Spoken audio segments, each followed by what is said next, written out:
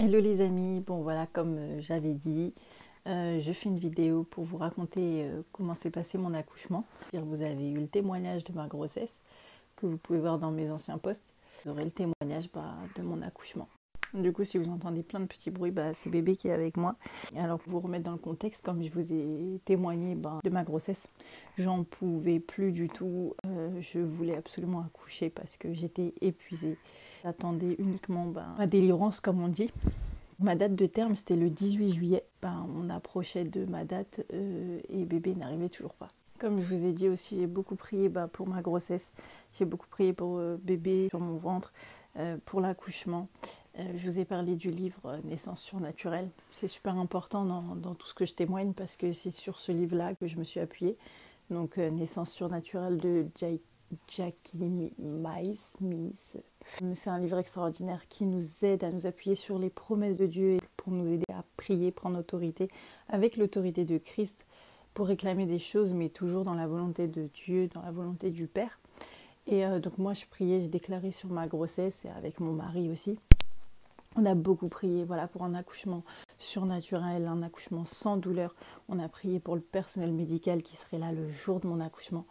On a prié pour que tout se passe selon la volonté de Dieu, dans la présence de Dieu. Le 8 juillet 2021, j'avais toujours beaucoup de contractions, mais j'avais pas de douleur, mais j'avais beaucoup de contractions. Du coup, on s'est rendu à l'hôpital, aux urgences maternité le soir. Et quand on est arrivé à la maternité, c'est un homme sage-femme qui était là et qui nous a accueillis super bien, qui a compris que j'avais toujours des douleurs, c'est-à-dire qui tirait dans mon dos, dans mon ventre, comme si je sentais que ça travaillait, mais ça allait pas plus loin. J'avais beaucoup de contractions, donc il a accepté de m'ausculter, de voir où ça en était. Donc en fait, j'étais ouverte à 1 avant d'arriver aux urgences, c'est-à-dire lors de mon dernier rendez-vous. Et quand là, il m'a auscultée, j'étais ouverte quasiment à 2. Donc voilà, ça avançait pas vraiment. Le col n'était pas favorable pour faire quoi que ce soit, pour faire avancer l'accouchement. Et du coup, on m'a donné un médicament pour soit ça devait tout faire arrêter, soit ça devait tout lancer. Et la sage-femme m'a demandé d'aller marcher. Donc avec mon mari, on est allé marcher, faire des squats, des fentes. Et je faisais que prier à ce moment-là. Je disais, non Seigneur, je ne rentre pas à la maison sans mon bébé. Mais je demandais toujours à la fin de ma prière, Seigneur, que ta seule volonté soit faite. Et donc on a marché comme ça pendant 1 heure. J'ai fait le mag, j'ai marché, squat, escalier. Quand on est revenu m'ausculter, ça avait un petit peu bougé, c'était bien ouvert à 2, le col se modifiait un petit peu, mais voilà, ça marchait, mais c'était pas suffisant, toujours pas. Moi qui priais, non Seigneur, je veux pas rentrer, et ils m'ont gardé. Et en fait, on a eu accès à la salle nature de la maternité, et ça c'est extraordinaire de le vivre. Donc on m'a installée dans un bain chaud. C'était pour voir aussi si ça pouvait commencer à lancer vraiment le travail. On a profité de la salle toute la nuit, de faire du ballon, des choses comme ça. Et je continuais de prier. Et pour l'arrivée de bébé, je demandais à bébé de descendre, de s'installer dans mon bassin pour faire avancer l'accouchement. Donc il faut savoir, j'étais toujours sans douleur. Et quand le matin est arrivé, donc c'était une nouvelle équipe qui était là. Et franchement, une sage-femme extraordinaire. Et là, ce moment-là, j'ai compris que c'était vraiment Dieu qui avait préparé ce jour et cette sage-femme pour moi, pour nous, pour mon bébé. Parce qu'elle était pleine de joie. Ça, on avait réclamé un accouchement dans la joie. Elle était pleine de paix, de paroles positives. Elle condamnait les paroles négatives. Et du coup, quand elle est arrivée le matin, elle était un petit peu... à pas trop savoir. Quand elle m'a auscultée, elle m'a dit vraiment c'est très loin ce que j'imaginais, donc ça avance bien et je vais essayer de négocier pour vous, de voir ce qui est possible pour vous accompagner, pour que vous accouchiez aujourd'hui. Pour rappel, j'étais à 39 SA plus 4 jours. Donc voilà, j'étais dans les termes de la fin, donc il n'y avait aucun problème. Et du coup, elle m'a posé la question quand même. Elle m'a dit, mais de ce que j'ai compris, vous ne voulez pas rentrer. J'ai dit non, je ne veux pas rentrer, je veux accoucher, je veux mon bébé, parce que je me sentirais mieux avec mon bébé. Donc ils ont eu réunion avec les médecins, et puis elle est revenue me voir, elle a dit, bon, voilà ce que je peux vous proposer. Comme un bébé appuie pas assez sur le col, il ne peut pas percer la poche des os. Mais on peut vous proposer de vous injecter de l'ocytocine. C'est ce qui est censé lancer les contractions. Et moi, j'ai été déclenchée pour mon premier, donc j'avais un très mauvais souvenir. Mais je me suis rappelée d'une parole, une super maman qui disait non, un déclenchement, c'est pas forcément mauvais, ça fait pas forcément mal. Donc j'ai refusé les pensées de peur, les pensées de douleur, j'ai refusé. Parce que ça c'est très important dans cette démarche-là de vouloir accoucher dans le surnaturel. Il faut refuser les pensées. J'ai dit ok, si c'est la seule solution, moi je veux mon bébé, je veux accoucher, ok. Donc ça voulait dire qu'on me lançait une intraveineuse, de l'ocytocine, les hormones qui sont censées faire venir les contractions de travail vraiment, sachant qu'à ce moment-là j'avais déjà des contractions, mais je ne les sentais pas. C'était extraordinaire parce qu'on les voyait au monito, mais je ne les sentais pas. Donc comme j'accepte, elle dit ok, on descend en salle de naissance. Et là je regarde mon mari, on se regarde, on dit quoi? C'est maintenant? C'est le jour J alors? Et on était vraiment envahis de joie, de paix. J'avais toujours pas de douleur. J'étais bien et j'étais contente parce que c'était le matin, 9h30 du matin, un vendredi 9 juillet. En fait, j'avais la pêche. Et c'est ce que je demandais à Dieu, c'est Seigneur, je veux être en forme pour pouvoir accoucher, pour pouvoir profiter de ce moment parce que c'est un événement extraordinaire. C'est pas un moment où je vais souffrir, c'est pas un moment de calvaire, c'est pas un moment où je dois être réticente, mais c'est un moment de joie et de paix. Et c'est exactement dans ce mood-là dans lequel on est descendu en salle de naissance. Donc voilà, on a commencé les premières injections d'ocytocine qui a fait effectivement venir de nouvelles contractions beaucoup plus régulières, etc. Je sentais mon ventre qui se durcissait, mais je n'avais pas de douleur. Et au monitoring, on les voyait bien régulières, qui s'accentuaient de plus en plus. On a poursuivi les doses d'ocytocine 2-3 fois ou peut-être 4 fois. Et on vérifiait comment avancer le col, l'ouverture du col, etc. Donc un petit peu avant 13h30, j'étais ouverte à quasiment que 3. Donc c'était pas, ça avançait pas énormément. Mais les contractions étaient de plus en plus fortes et régulières. Avec mon mari, on a mis de la louange dans la salle de naissance. On louait, on chantait, on se reposait aussi. Et on priait bien sûr. Des fois, il était prier sur mon ventre avec moi. Voilà, où on priait dans notre coin. Et aussi, on plaisantait beaucoup parce que la sage-femme, elle était tellement pleine de joie, rigolote. On a énormément rigolé tout le long de la journée en fait, jusqu'à mon accouchement. Et puis la sage-femme est venue me proposer de faire la péridurale parce que on allait bientôt percer la poche des os et que ça pouvait provoquer plus de travail et donc d'éventuelles douleurs que moi je refusais, mais elle n'était absolument pas contre la péridurale parce que je crois fermement que ça fait partie des choses que Dieu a permis pour nous soulager, pour nous aider dans ce processus d'accoucher sans douleur. Moi jusque-là j'avais pas de douleur, mais j'ai accepté de l'avoir. Comme ça permettait aussi de faire avancer le travail. Du coup, à 13h30, on me pose la péridurale. L'anesthésiste, c'est juste un sketch en fait. Il est extrêmement drôle, un peu fou. Et du coup, c'était un super moment, un super souvenir. Pareil, j'ai refusé la peur de l'aiguille, de toutes ces choses. D'ailleurs, la sage-femme, son prénom c'est Laure. Et Laure, elle était extraordinaire parce que l'anesthésiste a dit mais elle est ouverte qu'à 3, même pas 3. On pose la péri maintenant. Oh, elle va pas accoucher avant cette nuit. Et la sage-femme a répondu non, ça ira très vite pour celui-là. Et en fait, elle est venue casser la parole négative en amenant une parole positive. J'ai dit, c'est extraordinaire ça. Et du coup, on a profité de percer la poche des os. Donc pour vraiment faire avancer les choses. Donc il était 13h30. On n'avance pas trop, jusque vers 17h30 en fait, 17h, 17h30.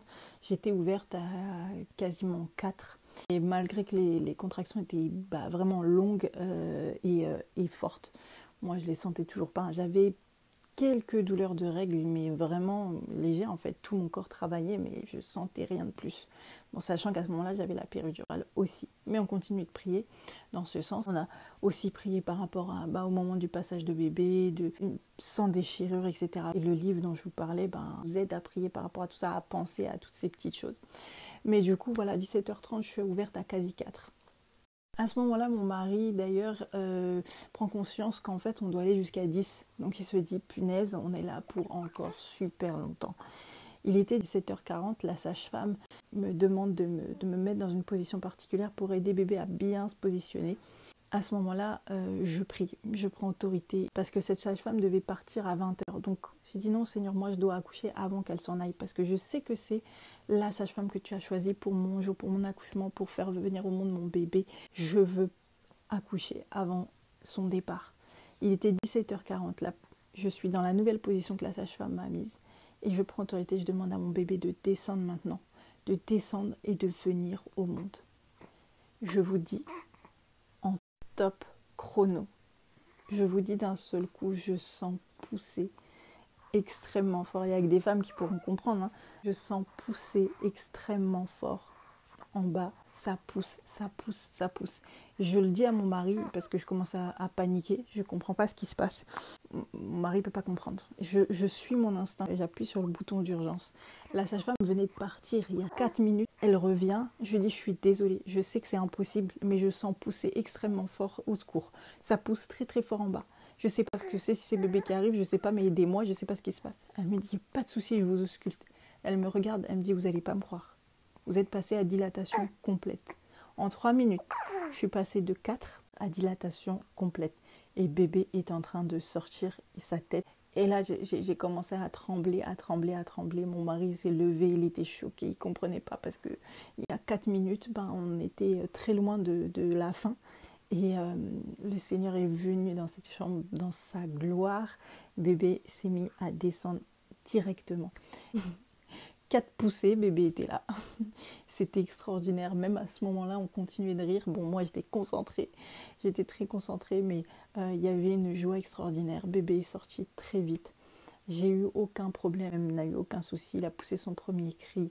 Et à ce moment-là, donc il était 18h. Et c'était juste extraordinaire. J'ai même pu témoigner à cette sage-femme en lui expliquant que voilà, on est chrétien, on a beaucoup prié pour elle, sans le savoir, puisqu'on priait pour le personnel médical, on priait pour l'accouchement, et que au moment où elle venait de partir, j'avais prié et pour accoucher avant qu'elle s'en aille. Je lui ai témoigné de tout ça, elle était vraiment touchée, et j'ose croire que Dieu entre dans sa vie à travers ce moment-là. En tout cas, c'était merveilleux, et j'ai pas eu de soucis après, je m'en suis remise, mais sans donner de détails, on est en pleine vidéo sur les réseaux sociaux, mais j'ai pas eu de déchirure. Je me suis remise à remarcher le soir même, le lendemain. J'ai vraiment été rétablie surnaturellement, rapidement, sans douleur. On m'avait aussi parlé des tranchées. Ah, tu vas beaucoup avoir mal parce que c'est le deuxième. J'ai refusé ça et j'en ai pas eu. Et la chose aussi sur laquelle je voulais appuyer, c'est que mon bébé il est sorti très apaisé, très calme. Donc il n'y a pas eu ce que j'ai vécu pour mon premier. Le contexte est forcément différent, voilà, mais ce bébé, il porte vraiment le nom qui lui va à merveille, le prénom de Manoah, qui veut dire repos de l'Éternel. C'est vraiment un bébé hyper calme, hyper apaisé, qui vient m'apaiser moi-même en fait. Du coup, c'est une maternité, je découvre que je savoure dans la paix et dans la joie, et ça je voulais en témoigner aussi pour celles qui sont passées par des accouchements, des grossesses et des débuts avec bébé difficiles. En fait, Dieu peut tout restaurer et il peut nous faire vivre des choses totalement différentes en fait. Il dit qu'on peut tout lui demander, il nous le donne. Donc voilà le témoignage que je voulais vous rendre. Et vraiment, c'était une journée pleine de joie, comme on l'avait réclamé à Dieu, comme il m'avait promis aussi. Donc ça a été dur les 9 mois, ça a été dur d'attendre jusqu'au jour de la délivrance, mais le jour de cette délivrance, franchement, je voudrais bien le revivre tous les jours, sans douleur, sans peur, dans la paix totale, dans la joie. Pour moi, c'était inconcevable de pouvoir rire le jour de ton accouchement. Non, oui, en fait, l'accouchement, non, vous n'allez pas vivre un calvaire, non, vous allez vivre une chose extraordinaire. Vous allez vivre la naissance de votre bébé et c'est la joie, c'est plus la malédiction sous laquelle ont été l'homme à cause du péché. On est vraiment sous la bénédiction de Christ, sous la joie de Christ, sous la délivrance de Christ, pour pouvoir vivre pleinement la merveille des plans de Dieu, de ce qu'on doit vivre dans ce que Dieu a prévu pour nous. Voilà, mais il faut savoir s'en saisir par la foi. J'ai vraiment été en lutte avec ma foi pendant des mois de grossesse, mais je me suis accrochée jusqu'au bout. Parfois même, c'est ça aussi le témoignage, une foi parfaite, c'est pas une foi qui s'ébranle pas, mais c'est une foi qui s'accroche même quand elle a des doutes. Au final, j'ai chassé la peur, mais c'est le Saint-Esprit qui est vraiment venu, moi ainsi que mon mari, nous rassurer et nous élever, vraiment vers la foi, même quand c'était difficile. Et on en a bénéficié totalement le jour J. Et maintenant, les jours qui s'en suivent, je suis vraiment totalement rétablie de mon accouchement, de ma grossesse. Je savoure. Et on savoure en famille. Donc, soyez fortifiés, vraiment. Accrochez-vous et procurez-vous le livre, mesdames, messieurs, pensez à l'offrir à votre femme, votre future femme. Le livre de naissance surnaturelle, un livre puissant qui s'appuie uniquement sur la parole de Dieu. Procurez-vous-le même avant même d'être enceinte, même avant de vous marier, vous pouvez le lire, il va vous bénir, il va vous fortifier dans votre propre foi même. C'est vraiment un livre qui s'appuie 100% sur les promesses et la parole de Dieu.